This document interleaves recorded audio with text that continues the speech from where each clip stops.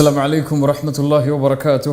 بسم الله الرحمن الرحيم. الحمد لله رب العالمين والآقبة للمتقين والصلاة والسلام على أشرف الأنبياء والمرسلين نبينا محمد وعلى آله وأصحابه ومن تبعهم بإحسان إلى يوم الدين. கண்ணியத்துக்குரிய அல்லாஹ்வின் அடியார்களே, அல்லாஹ் ரப்புல் ஆலமீனை நம்பிக்கை கொள்வது சம்பந்தமாக நேற்றைய தினம் பார்த்தோம்.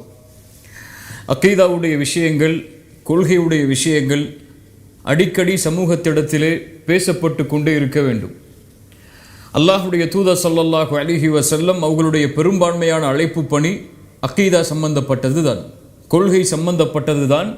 அல்லாஹுடைய தூதர் ஸல்லல்லாஹு அலைஹி வஸல்லம் அவர்களுடைய அழைப்பு பணியில் பெரும்பகுதி முன்னால் பார்த்தோம். அல்லாஹுடைய தூதர் ஸல்லல்லாஹு அலைஹி வஸல்லம் அவர்களுடைய மக்காவுடைய வாழ்க்கையில் அவர்கள் வாழ்ந்தது 13 ஆண்டு காலம். நபித்துவத்திற்கு பிறகு 13 ஆண்டு காலத்தில் இபாதத் கடமையாக்கப்பட்டது எப்போதுதான்? ஹிஜ்ரத்திற்கு மதீனாவிற்கு அல்லாஹுடைய தூதர் செல்லுவதற்கு 2 ஆண்டுகளுக்கு முன்னதால் தான் தொழுகை கடமையாக்கப்பட்டது. மக்காவுடைய வாழ்க்கையில் ஜகாத் கடமை கிடையாது, ஹஜ்ஜு கடமை கிடையாது, நோன்பு கடமை கிடையாது. தொழுகையும் கடைசி காலகட்டத்தில் தான் அல்லாஹுடைய தூதருக்கு கடமையாக்கப்பட்டது. இப்போ அல்லாஹுடைய தூதருடைய பெரும்பான்மையான அழைப்பு பணி எதை குறித்து தான் இருந்தது? மக்காவுடைய வாழ்க்கையில் கொள்கையை பற்றி தான், அக்கீதாவை பற்றி தான் இருந்தது. அல்லாஹ் ரப்புல் ஆலமீன் மக்காவில் இறக்கிய மக்காவுடைய சூறாக்கள் என்று அழைக்கப்படக்கூடிய மக்காவில் இறக்கப்பட்ட குர்ஆனுடைய சூறாக்கள் அதற்கு சாட்சி. பெரும்பான்மையான மக்காவுடைய சூறாக்கள் பேசுவது எதை? அல்லாஹுவை பற்றிய நம்பிக்கையை, அல்லாஹுடைய தூதரை பற்றிய நம்பிக்கையை, மறுமையை பற்றிய நம்பிக்கையை, மறைவான ஞானங்களை பற்றிய நம்பிக்கையை. அக்கீதா தான் இஸ்லாமிய மார்க்கத்துடைய அடிப்படை. இதை அறியாமல் ஒருவன் எதை அறிந்தாலும் இஸ்லாமை அவன் அறிய முடியாது. அல்லாஹுடைய தூதர் ஸல்லல்லாஹு அலைஹி வஸல்லம் எப்போதெல்லாம் அக்கீதாவில் நபித்தோழர்களுக்கு சந்தேகம் வருகிறதோ, எப்போதெல்லாம் நபித்தோழர்கள் அதற்கு மாற்றமாக நடக்கக்கூடிய சூழல் வருகிறதோ, அப்போதெல்லாம் அல்லாஹுடைய தூதர் ஸல்லல்லாஹு அலைஹி வஸல்லம் நபித்தோழர்களை இந்த கொள்கையில் சீர்படுத்தினார்கள். உதாரணமாக அல்லாஹுடைய தூதர் ஸல்லல்லாஹு அலைஹி வஸல்லம் அவரிடத்திலே ஒருவர் வந்து சொன்னார், யா ரசூலல்லாஹ், எனக்கு ஒரு விஷயம் நடக்க வேண்டும், மாஷா அல்லாஹு வஷிஅத, அல்லாஹும் நீங்களும் நாடினால் என்று சொன்னார். மாஷா அல்லாஹு வஷிஅத, அந்த விஷயம் நடக்க வேண்டும் என்றால் அல்லாஹும் நீங்களும் நாடினால் என்று சொன்னார். அல்லாஹுடைய தூதர் ஸல்லல்லாஹு அலைஹி வஸல்லம் அவரை கை நீட்டி சொன்னார்கள், அஜஅல்தனி லில்லாஹி நித்தா, அல்லாஹ்விற்கு என்னை இணையாளராக ஆக்குகிறாயா? அல்லாஹ்விற்கு என்னை சமமான ஒருவராக நீ ஆக்குகிறாயா?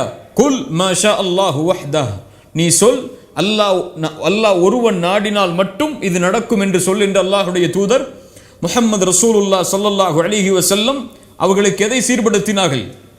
அந்த கொள்கையை சீர்படுத்தினார்கள். அல்லாஹ்வின் மீது உள்ள நம்பிக்கையை அல்லாஹுடைய தூதர் சீர்படுத்தினார்கள். ஒரு போர்க்களத்திற்கு நபித்தோழர்கள் செல்லும் பொழுது அது இறை மறுப்பாளர்கள் ஒரு மரத்தை கண்ணியப்படுத்துவதை பார்த்தவுடன் சில சஹாபாக்கள் அல்லாஹ்வுடைய தூதரிடத்திலே வந்து சொன்னார்கள், அல்லாஹ்வுடைய தூதரை, எங்களுக்கும் ஒரு மரத்தை ஏற்படுத்துங்கள், நாங்களும் அதை கண்ணியப்படுத்துகிறோம் என்று. அல்லாஹ்வுடைய தூதர் ஸல்லல்லாஹு அலைஹி வஸல்லம் சொன்னார்கள், மூசா நபியிடத்திலே அவர்களுடைய சமூகம் கேட்டதை போன்றா என்னிடத்திலே கேட்கிறீர்கள்? அல்லாஹ் கூறுகிறான், இஜ்அல் லனா இலாஹன் கமா லஹும் ஆலிஹா, அவர்களுக்கு சிலைகள் இருப்பதை போன்று எங்களுக்கும் இறைவனை நீங்கள் ஏற்படுத்துங்கள், சிலைகளை ஏற்படுத்துங்கள் என்று மூசாவிடத்திலே பனி இஸ்ரவேலர்கள் கேட்டதை போன்றா என்னிடத்திலே நீங்கள் கேட்கிறீர்கள் என்று சஹாபாக்களுக்கு அல்லாஹ்வுடைய தூதர் அக்கீதாவை தெளிவுபடுத்தினார்கள். அல்லாஹ்வுடைய தூதர் ஸல்லல்லாஹு அலைஹி வஸல்லம் அவர்களுக்கு முன்னால் நமக்கு எல்லாம் தெரிந்த செய்திதான். மஸ்ஜிது நபவியில் அல்லாஹ்வுடைய தூதர் இருக்கும் பொழுது ஒருவர் சிறுநீர் கழிக்க வருகிறார். அல்லாஹ்வுடைய தூதர் சஹாபாக்களை அவரை அந்த நேரத்திலே தொல்லைப்படுத்தாதீர்கள் என்று கூறி அவர் சிறுநீரை கழித்ததற்கு பிறகு அவரை அழைத்து அறிவுரை செய்கிறார்கள். இது அல்லாஹுடைய பள்ளிவாசல், இங்கே சிறுநீர் கழிக்க கூடாது, இது தொழுகைக்காக அல்லாஹ்வை நினைவு கூறுவதற்காக ஆக்கப்பட்ட இடம் என்று. அப்போது அந்த மனிதர் அல்லாஹுடைய தூதரோடு தொழுகையில் கலந்து கொள்கிறார். யாரை அல்லாஹுடைய தூதர் சீர்படுத்தினார்களோ அவர் என்ன சொன்னார்? தொழுகையில் கலந்து கொள்ளும் பொழுது, யா அல்லாஹ், எனக்கும் முஹம்மதிற்கும் மட்டும் இரக்கம் காட்டு, வேறு யாருக்கும் நீ இரக்கம் காட்டி விடாது என்று அல்லாஹ்விடத்திலே பிரார்த்தனை செய்கிறார். அல்லாஹுடைய தூதர் ஸல்லல்லாஹு அலைஹி வஸல்லம் தொழுகை முடிந்தவுடன் சொன்னார்கள், நீ இப்படி சொல்லக்கூடாது. ஏன்? லக்கத் ஹஜ்ஜர்த வாசிஅன், அல்லாஹ் விசாலமாக்கியதை நீ சுருக்கி விட்டாய். அல்லாஹ்வுடைய ரஹ்மத் விசாலமானது, அதை நீ சுருக்கக்கூடாது என்று அல்லாஹுடைய தூதர் ஸல்லல்லாஹு அலைஹி வஸல்லம் கொள்கையை சீர்படுத்தினார்கள். அல்லாஹ்வுடைய தூதர் ஸல்லல்லாஹு அலைஹி வஸல்லம் எல்லா நபித்தோழர்களுக்கும் இந்த அல்லாஹ்வின் மீதுள்ள நம்பிக்கையை சரிபடுத்தி கொண்டே இருந்தார்கள். அவர்கள் சிறியவர்களாக இருந்தாலும் சரி, பெரியவர்களாக இருந்தாலும் சரி. அதனால் அக்கீதா எல்லா தரப்பு மக்களிடத்திலும் பேசப்பட்டு கொண்டே இருக்க வேண்டும். ஒரு தந்தை தன்னுடைய பிள்ளைக்கு அறிமுகம் செய்ய வேண்டும் அக்கீதாவை. ஒரு தாய் தன்னுடைய பிள்ளைகளுக்கு அறிமுகம் செய்ய வேண்டும். ஒரு சமூகத்தின் தலைவர் தன்னுடைய சமூகத்திற்கு வழிகாட்ட வேண்டும். முதன்மையாக எதை? தௌஹீதை, அக்கீதாவை. அப்படி அக்கீதாவுடைய விஷயத்தில் அறிஞர்கள் மத்தியிலும் சரி, இஸ்லாமிய மார்க்கத்திலும் சரி, மிக முக்கியமாக இந்த சமூகத்திலே வாழக்கூடிய ஒவ்வொருவரும் அறிந்து கொள்ளக்கூடிய அக்கீதாவுடைய முக்கியமான ஒரு செய்தியை பற்றி தான் இன்ஷா அல்லாஹ் இன்றைய தினம் நாம் பார்க்க இருக்கிறோம். அந்த செய்தி என்ன? ஐன் அல்லாஹ், அல்லாஹ் எங்கே இருக்கிறான்? இந்த தலைப்பை கேட்டால் பலர் வித்தியாசமாக கருதுவார்கள், ஆச்சரியப்படுவார்கள். இது என்ன ஒரு தலைப்பு? ஐன் அல்லாஹ், அல்லாஹ் எங்கே இருக்கிறான்? ஏன் அல்லாஹ்வை பற்றி நாம் தெரிந்து கொள்ள வேண்டும்? அதுவெல்லாம் நமக்கு தேவையா? அல்லாஹ் எங்கே இருக்கிறான் என்று அவனுக்கு தெரியும், நமக்கு ஏன் அது தெரிய வேண்டும் என்று பலர் சொல்லுவார்கள். ஆனால் இது ஆச்சரியம் அல்ல. மக்கள் இந்த கேள்விக்கு பதிலாக ஒன்றை புரிந்திருக்கிறார்களே, அதுதான் ஆச்சரியம். அல்லாஹ் எங்கே இருக்கிறான் என்ற கேள்வி ஆச்சரியமான கேள்வி அல்ல.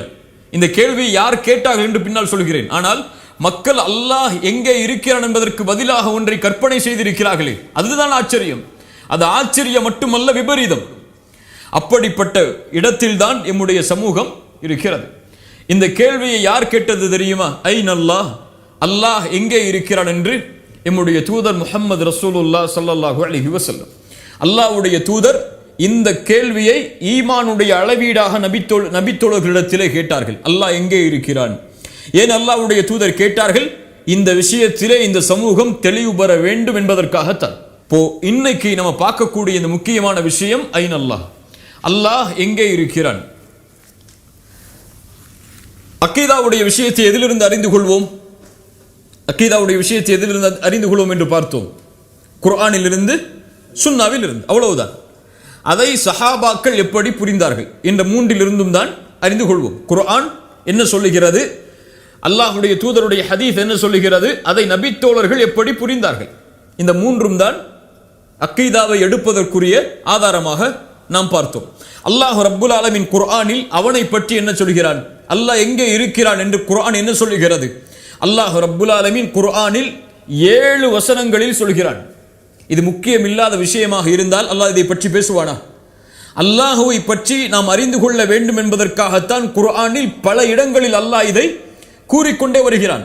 ஒரே வார்த்தையின் பொருள்படவே 7 வசனங்களில் அல்லாஹ் ரப்புல் ஆலமீன் அல்லாஹ் எங்கே இருக்கிறான் என்பதை அல்லாஹ் கூறுகிறான். அல்லாஹ் ரப்புல் ஆலமீன் சூரத்து தாஹாவுடைய 5வது வசனத்தில் சொல்கிறான், அர் ரஹ்மானு அலல் அர்ஷி இஸ்தவா. ரஹ்மான் அரிஷிலிருந்து உயர்ந்து விடுகிறான். அல்லாஹ் அரிஷிலிருந்து உயர்ந்திருக்கிறான்.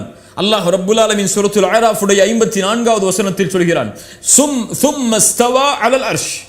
அல்லாஹ் படைப்புகளை படைத்ததற்கு பிறகு அரிஷின் மீது அல்லாஹ் உயர்ந்து விட்டான்.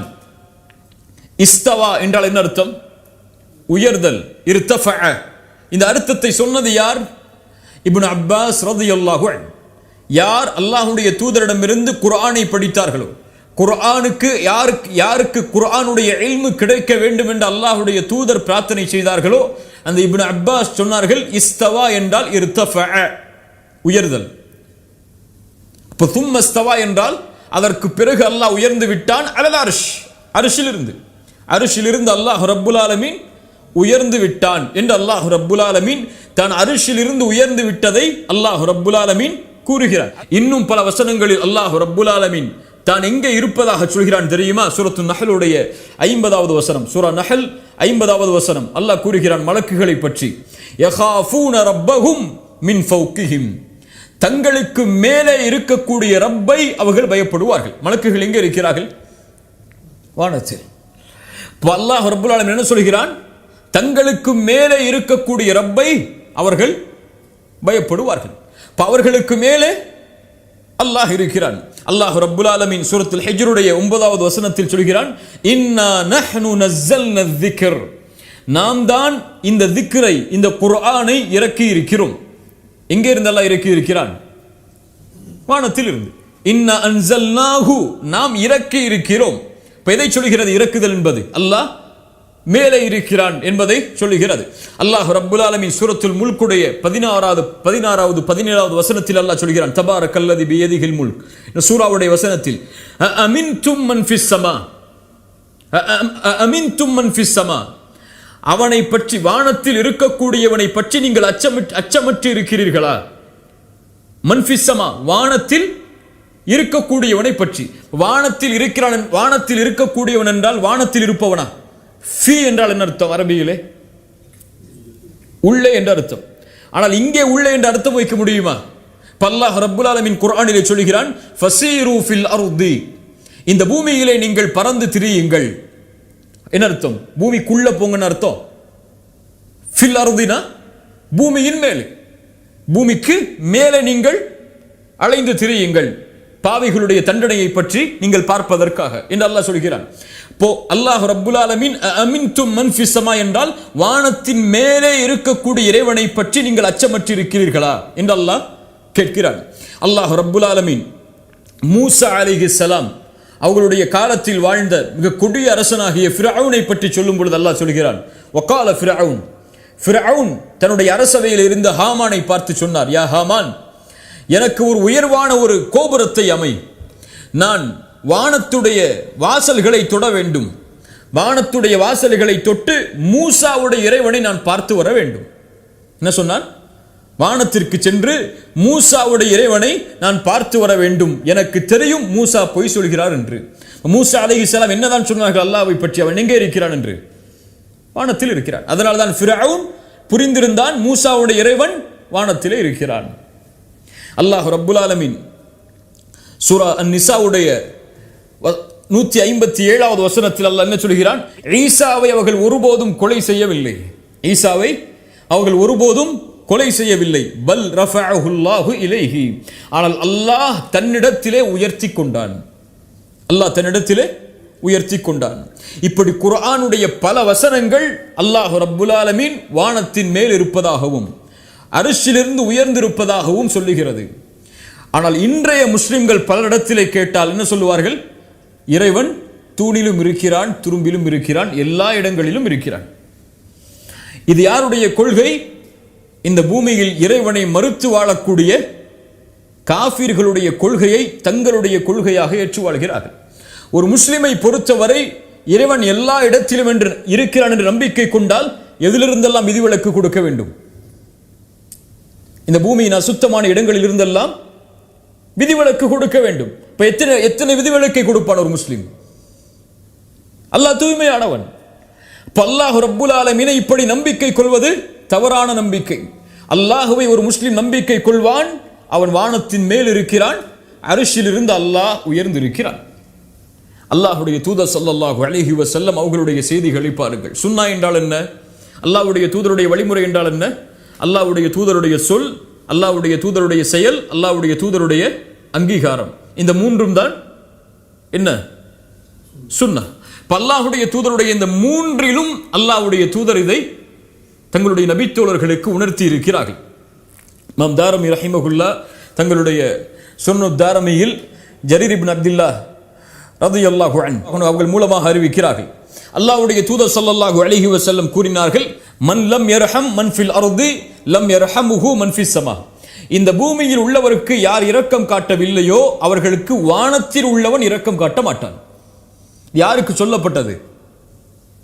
யாருக்கு சொல்லப்பட்டது? நபித்தோழர்களுக்கு.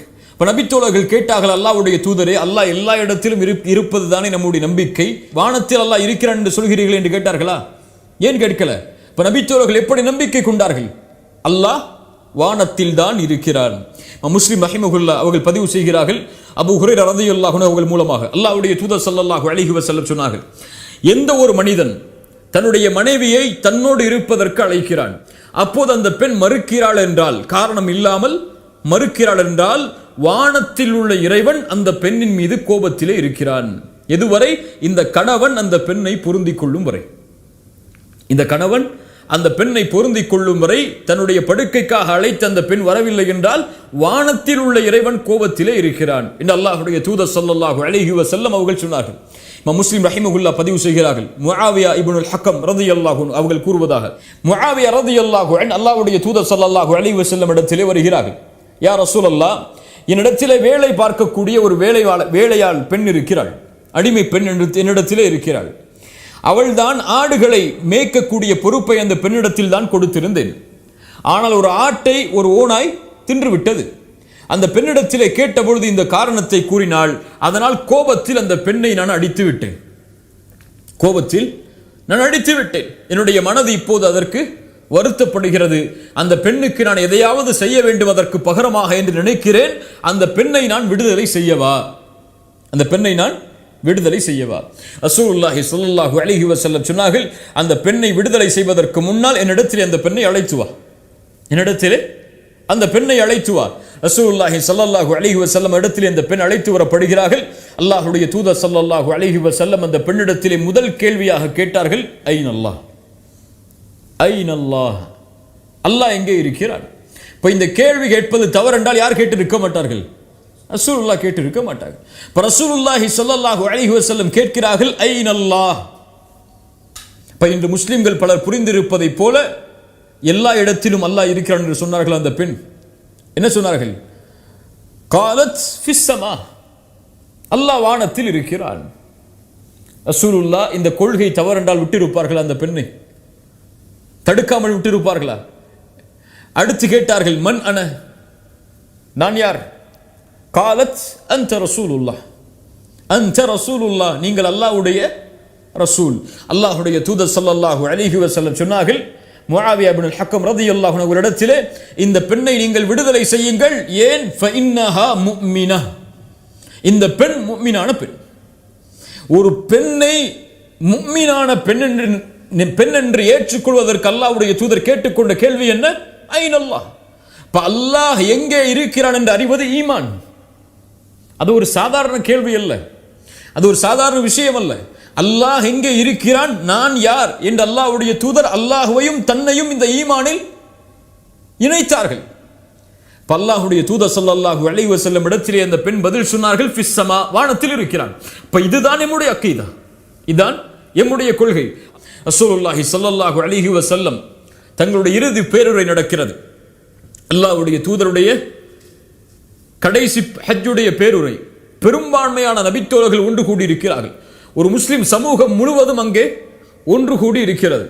ரசூலுல்லாஹி ஸல்லல்லாஹு அலைஹி வஸல்லம் அந்த உரையை எல்லாம் ஆற்றிவிட்டு நபித்தோழர்களிடத்திலே கேட்டார்கள், என்னை பற்றி அல்லாஹ் உங்களிடத்திலே விசாரித்தால் என்ன சொல்லுவீர்கள்? என்னை பற்றி நாளை மறுமையிலே அல்லாஹ் உங்களிடத்திலே விசாரித்தால் என்ன சொல்லுவீர்கள்? அப்போது சஹாபாக்கள் சொன்னார்கள், யா ரசூலல்லாஹ், நாங்கள் சாட்சி சொல்லுவோம், நீங்கள் உங்களுடைய பணியை முழுமையாக்கினீர்கள், எங்களுக்கு உங்களுடைய பணியுடைய செய்திகளை எடுத்து வைத்தீர்கள் என்று நாங்கள் சாட்சி கூறுவோம். ரசூலுல்லாஹி ஸல்லல்லாஹு அலைஹி வஸல்லம் தங்களுடைய ஆள்காட்டி விரலை வானத்தை நோக்கி உயர்த்தினார்கள். வானத்தை நோக்கி உயர்த்தி சொன்னார்கள், யா அல்லாஹ் நீ சாட்சி இதற்கு, யா அல்லாஹ் நீ சாட்சி இதற்கு, யா அல்லாஹ் நீ சாட்சி இதற்கு என்று 3 முறை அல்லாஹ்வுடைய தூதர் சொன்னார்கள். அல்லாஹ் எல்லா இடத்திலும் இருக்கிறான் என்றால் ஏன் வானத்தை நோக்கி அல்லாஹ்வுடைய தூதர் கரத்தை நிறுத்த வேண்டும்? ஏன் உயர்த்த வேண்டும்? அல்லாஹ் எல்லா இடத்திலும் இருக்கிறான் என்றால் மிஅராஜுடைய பயணம் ஏன் அல்லாஹ் தன்னை சந்திப்பதற்கு அல்லாஹ்வுடைய தூதரை மிஅராஜுடைய பயணத்தில் அழைத்து செல்ல வேண்டும்? அல்லாஹ் எல்லா இடத்திலும் இருக்கிறான் என்றால் ஒரு நல்லவருடைய உயிர் ஏன் 7வது வானம் வரை கொண்டு செல்லப்பட வேண்டும்? ஏன் 7வது வானத்திற்கு சென்றதற்கு பிறகு அல்லாஹ் இந்த உயிரை மீண்டும் அழைத்து செல்லுங்கள் பூமிக்கு என்று அல்லாஹ் சொல்ல வேண்டும்? இப்ப இந்த செய்திகள் எல்லாம் எதை உணர்த்துகிறது? அல்லாஹ் வானத்தில் இருக்கிறான், அல்லாஹ் படைப்புகளை விட்டு உயர்ந்திருக்கிறான். ரசூலுல்லாஹி ஸல்லல்லாஹு அலைஹி வஸல்லம் சொன்னார்கள், ஒவ்வொரு நாளும் யுர்ஃபஉ இலைஹி அமலுல் லைலி கப்ல அமலின் நஹார், பகலுடைய செயல்களுக்கு முன்னால் இரவுடைய செயல்கள் அவனிடத்திலே உயர்த்தப்பட்டு விடுகிறது. இரவு வருவதற்கு முன்னால் பகலில் ஒரு அடியான் செய்த எல்லா செயல்களும் அல்லாஹ்விடத்திலே சென்று விடுகிறது. அது உயர்த்தப்படுகிறது என்றால் அல்லாஹ் எங்கே இருக்கிறான்? வானத்தில் இருக்கிறான். அல்லாஹ்வுடைய தூதர் ஸல்லல்லாஹு அலைஹி வஸல்லம் அவர்கள் இதை தங்களுடைய ஹதீஸ்களின் மூலமாக உறுதிப்படுத்திக் கொண்டே வந்தார்கள். சரி, அல்லாஹ் குர்ஆனில் இதை இப்படி சொல்கிறான்.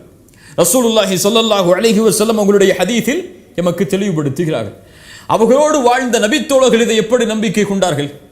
அவர்கள் தானே குர்ஆனை பார்த்தவர்கள், குர்ஆனை கேட்டவர்கள், ஹதீஸை அல்லாஹ்வுடைய தூதரிடமிருந்து நேரடியாக கேட்டவர்கள். அவர்கள் இந்த விஷயத்தில் எப்படி நம்பிக்கை கொண்டார்கள்? ரசூலுல்லாஹ்வுடைய வார்த்தையை இவர்கள் வேறு விதமாக புரிந்தார்களா, அல்லது அல்லாஹ் எப்படி சொன்னானோ அல்லது அல்லாஹ்வுடைய தூதர் எப்படி சொன்னார்களோ அப்படியே புரிந்தார்களா?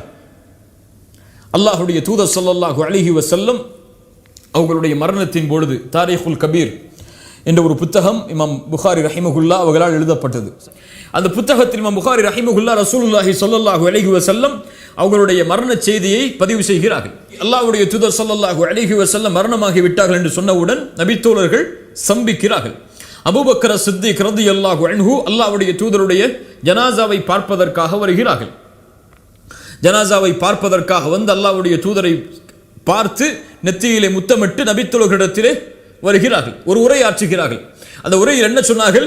மன் கான யஅ்புது முஹம்மதன், யார் முஹம்மதை வணங்கினாரோ ஃபஇன்ன முஹம்மதன் கத் மாத், அந்த முஹம்மத் இறந்து விட்டார். வமன் கான யஅ்புதுல்லாஹ் ஃபஇன்னல்லாஹ ஃபிஸ் ஸமா ஹய்யுன் லா யமூத், யாரெல்லாம் முஹம்மதை வணங்கினார்களோ அவர்கள் இறந்து விட்டார்கள். யார் அல்லாஹ்வை வணங்கினார்களோ அந்த அல்லாஹ் வானத்தில் இருக்கிறான், அவன் உயிருள்ளவன், மரணிக்க மாட்டான். அபூபக்கர் என்ன சொன்னார்கள் ரலியல்லாஹு அன்ஹு? அல்லாஹ் எங்கே இருப்பதாக சொன்னார்கள்? அல்லாஹு ஃபிஸ் ஸமா, அல்லாஹ் வானத்தில் இருக்கிறான். ஹய்யுன் லா யமூத், அவன் உயிருள்ளவன், மரணிக்க மாட்டான். ரசூலுல்லாஹி ஸல்லல்லாஹு அலைஹி வஸல்லம் அவங்களுடைய ஒரு மனைவியின் பெயர் ஜைனப் பின்த் ஜஅஷ் ரலியல்லாஹு அன்ஹா. குறைஷி குடும்பத்தில் அல்லாஹ்வுடைய தூதர் ஸல்லல்லாஹு அலைஹி வஸல்லம் அவங்களுடைய உறவின் அடிப்படையில் பெண். அவர்கள் அல்லாஹ்வுடைய தூதருடைய மனைவி. ஸைத் இப்னு ஹாரிஸா அல்லாஹ்வுடைய தூதருடைய வளர்ப்பு மகன். இவர்களை முதலாவதாக திருமணம் முடிக்கிறார்கள், தலாக் விடுகிறார்கள். சில பிரச்சனைகளின் காரணமாக இத்தா முடிந்ததற்கு பிறகு அல்லாஹ்வுடைய தூதரை அல்லாஹ் திருமணம் செய்ய சொல்கிறான். அல்லாஹ்வுடைய கட்டளைக்கு ஏற்ப அல்லாஹ்வுடைய தூதர் இந்த திருமணத்தை செய்கிறார்கள்.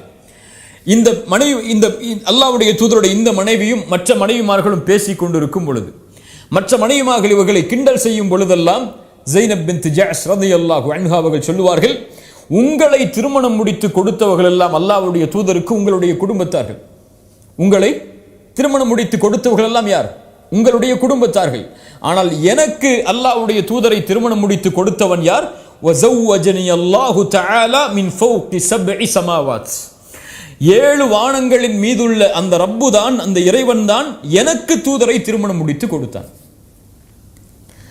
சஹாபிய பெண்களும் ஆண்களும் இந்த கொள்கை எப்படி புரிந்தார்கள்? அல்லாஹ் வானத்தில் இருக்கிறான், வானத்தில் இருப்பவன் தான் அல்லாஹ். வானத்தில் இருப்பவன் என்றால் வானத்தின் உள்ளே இல்லை, வானத்தின் மேல். அரிசின் மேல் இருக்கிறான் என்றால் அரிசின் மேலே அமர்ந்து இருக்கிறாரா? இல்லை, மஆதல்லாஹ், அது நம்முடைய கொள்கை அல்ல. இஸ்தவா, அல்லாஹ் உயர்ந்திருக்கிறான். இஸ்தவா என்பதற்கு உயர்தல் தான் அர்த்தம். அதை அப்படியே நம்பிக்கை கொள்கிறோம். மன்ஃபிஸ் ஸமா என்றால் வானத்தின் மேல் என்பதுதான் அர்த்தம். அதை அப்படியே நாங்கள் நம்பிக்கை கொள்கிறோம். அது எப்படி அல்லாஹ் உயர்ந்திருக்கிறான் எங்களுக்கு தெரியாது. ஏன் தெரியாது? அல்லாஹ் விளக்கவில்லை, அல்லாஹ்வுடைய ரசூல் எங்களுக்கு விளக்கவில்லை. அல்லாஹும் அல்லாஹ்வுடைய ரசூலும் எங்களுக்கு என்னதான் சொன்னார்கள்? அல்லாஹ் அரிசிலிருந்து உயர்ந்திருக்கிறான், அல்லாஹ் வானத்தின் மேலே இருக்கிறான். வானத்தின் மேலே என்றால் வானத்தின் மேலே அரிசி இருக்கிறது, அரிசின் மேலிருந்து அல்லாஹ் உயர்ந்திருக்கிறான். இப்படித்தான் அல்லாஹும் அல்லாஹ்வுடைய தூதர் ஸல்லல்லாஹு அலைஹி வஸல்லம் அவர்களும் எங்களுக்கு போதித்தார்கள். ஒட்டுமொத்த அறிஞர்களும் தவறான கொள்கையில் தங்களை ஈடுபடுத்திக் கொண்டவர்களை தவிர இந்த மார்க்கத்திலே வந்த பெரும்பான்மையான அறிஞர்கள் அல்லது இந்த முஸ்லிம் சமூகம் பெரும்பான்மையாக ஏற்றிருக்கக்கூடிய இமாம் ஷாஃபிஈ, அபூ ஹனீஃபா, மாலிக், அஹ்மத் பின் ஹம்பல், இந்த 4 மூத்த பெரும் அறிஞர்களுடைய கொள்கை இதுதான்.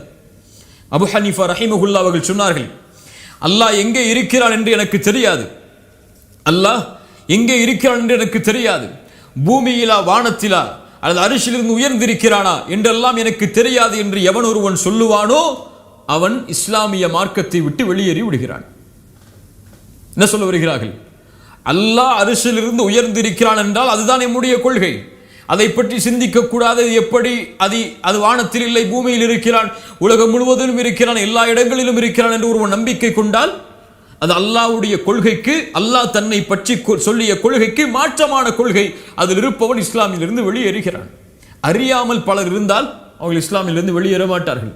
ஆனால் தெரிந்தே தன்னுடைய கொள்கையை நிரூபிப்பதற்காக ஒருவர் இருந்தால் அவருடைய கொள்கை விபரீதமானது. அல்லாஹ் ரப்புல் ஆலமீன் அவர்களை விட்டு எம்மை பாதுகாப்பானாக.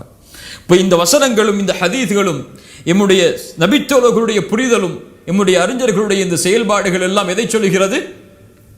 இதைத்தான். அல்லாஹ் அருஷில் இருந்து உயர்ந்திருக்கிறான். அல்லாஹ் பூமியில் எல்லா இடங்களிலும் இருக்கிறான்.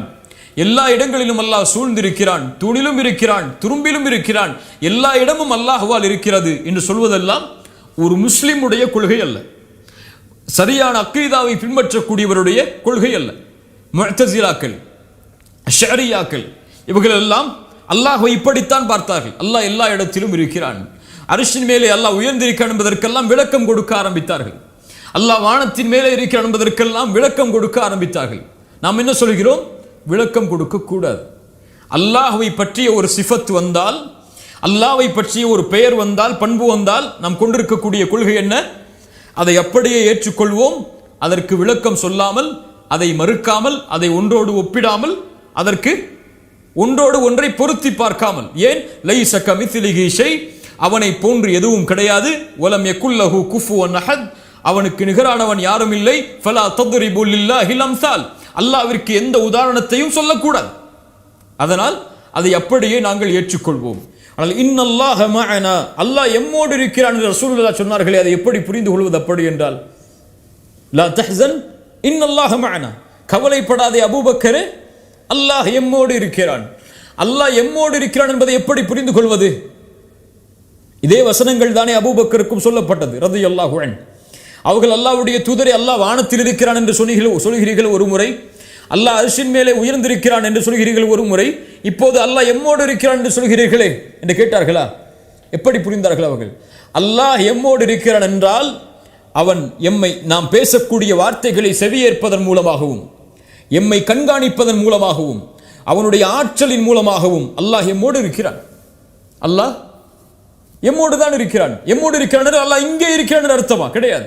அல்லாஹ் எம்மை பார்க்கிறான், அல்லாஹ் எம்மை கண்காணிக்கிறான், அல்லாஹ் நாம் சொல்வதை அனைத்தையும் கேட்கிறான். எதுவும் அவனுக்கு மறைந்தது கிடையாது. அவன் எங்கிருந்தால், அரிசின் மேலே அல்லாஹ் உயர்ந்திருந்தாலும் இதுவெல்லாம் மறைவானவதுவா? ஒரு இருள் சூழ்ந்த பாறையில், ஒரு கருப்பு பாறையில் ஒரு கருப்பு எறும்பு ஊர்ந்து சென்றால் கூட அல்லாஹ் அதை கண்காணிக்கிறான். அல்லாஹ் அரிசின் மேலே உயர்ந்திருக்கிறான், எம்மோடு இருக்கிறான் என்று நாம் சொல்வது அல்லாஹ்வுடைய ஆற்றலால், அல்லாஹ்வுடைய சக்தியால், அல்லாஹ்வுடைய மகத்துவத்தால். அல்லாஹ் ரப்புல் ஆலமீன் அவனுடைய கண்ணியத்திற்கு ஏற்ப, அவனுடைய ஆற்றலுக்கு ஏற்ப அல்லாஹ் அரிசியில் இருந்து உயர்ந்திருக்கிறான். அது எப்படி என்று எமக்கு தெரியாது. அது எப்படி என்று அதை குறித்து கேள்விகள் நாம் கேட்கக்கூடாது. வல் ஈமானு பிஹி வாஜிப், அல்லாஹ் சொல்லியதைப் போலவே நம்பிக்கை கொள்வது கடமை. வஸ்ஸுவாலு அன்ஹு பித்அ, அதை குறித்து கேள்வி கேட்பது, அதை ஆராய்வது, அதற்கு வேறு விளக்கங்களை கற்பிப்பதெல்லாம் மார்க்கத்தில் புதுமையை ஏற்படுத்துதல். அல்லாஹ் ரப்புல் ஆலமீன் இதை விளங்கிக் கொள்ளக்கூடிய பாக்கியத்தை எமக்கு தருவானாக. அல்லாஹ் ரப்புல் ஆலமீன் இந்த கொள்கையில் எம்மை உறுதிப்படுத்துவானாக. அல்லாஹ் ரப்புல் ஆலமீன் இந்த கொள்கையிலேயே எம்மை வாழ வைத்து, இந்த கொள்கையிலேயே அல்லாஹ் எம்மை மரணிக்க செய்வானாக. அகூலு கௌலி ஹாதா அஸ்தக்ஃபிருல்லாஹ் லீ வலக்கும்.